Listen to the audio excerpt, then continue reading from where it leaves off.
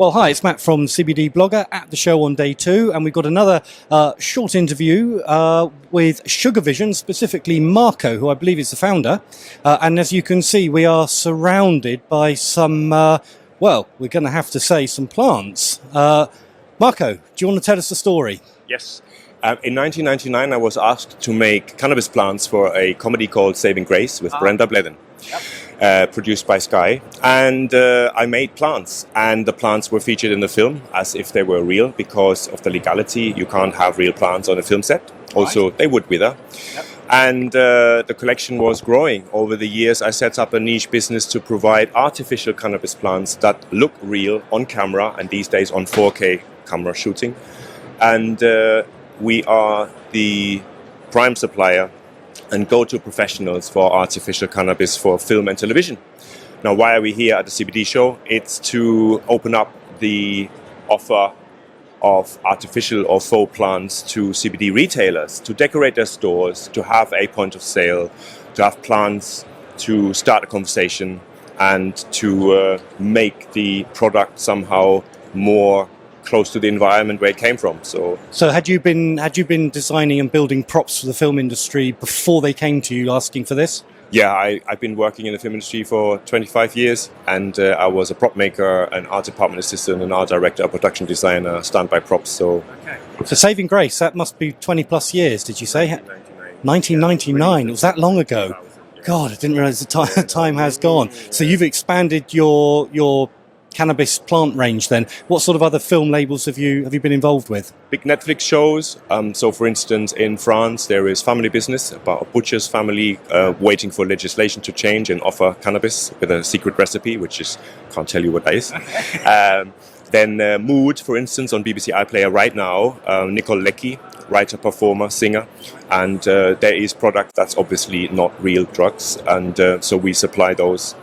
And we have a plant range that has buds, flowers, harvest. So The Gentleman by Miramax and Guy Ritchie directing. That was a very prolific project, and it's on Netflix, if I may add. So do you produce the plants in all stages of growth and condition for different scenes? Yes. So if the production includes a harvest, and we would have something to hire, or we make items to bulk up the numbers, or make something specific for the production that works for the storytelling. EastEnders, Casualty, so they had a character growing weed in a garage, so they were our plants. Casualty, there was a raid in a barn, you know. So when the screenwriter comes up with a scenario of cannabis, legal or otherwise, it needs to be created to tell the story. So we are offering the service to be able to tell these stories as if they were real to a totally legal, artificial setup. So attention to detail in making them is obviously quite key. Yeah. Because the scrutiny of the close-up camera needs to withstand that, otherwise it doesn't work. So, I mean, you've got quite a few here, and I can imagine if it's on a film set, you're going to have hundreds, maybe thousands. Are they machine-made or handmade? No, they're all handmade, and there is some processes involved that streamline that, but they're all hand-assembled. So this, for instance, is assembled, and that's an extrusion plastic. And we also make the flowers. 3D printing is involved these days. Hand assembled. It's like making jewelry, but with artificial components. Okay. Yeah. Okay, well that's actually really quite interesting, I have to say. Yeah. Because you walk in from a distance, you walk in and you go, whoa, what have they put on display? The wow factor, as you describe it, the wow factor, is it's key. I mean, for us, it's about real-looking cannabis. If you Google fake cannabis online, you find so many things there that are quite comedic and funny and novelty, and we pride ourselves in providing something that's actually fooling you to look realistic on camera. So right now then, is Sugavision all about the cannabis plant, or are you still doing lots of other stuff as well? No, I designed the plants for Little Joe. Okay. So this is a flower breeder, and the film was very well received at Cannes Film Festival 3 years ago.